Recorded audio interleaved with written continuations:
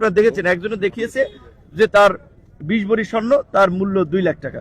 আচ্ছা আপনারা বলেন যে 20 ভরি বর্তমানে স্বর্ণের মূল্য কত? ভরি তো প্রায় আপনার প্রায় 3 লাখ টাকা, বোঝায় প্রায় 3 লাখ টাকা।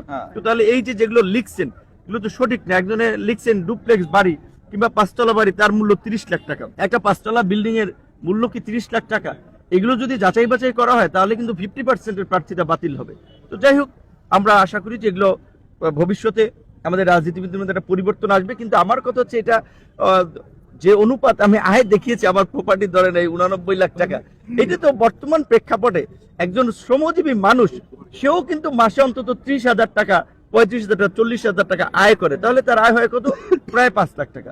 তো সেই ক্ষেত্রে এই আয়টা কিছুই না। কিন্তু এখন হ্যাঁ, এটা অন্যদের সাথে কম্পেয়ার করে দিয়েছে অমুকের চেয়ে বেশি, তমুকের চেয়ে বেশি। কিন্তু আমি এইটুকু বলবো, আমার যেটুকু আছে আমি সেইটুকু দেখিয়েছি এবং সৎভাবে দেখিয়েছি।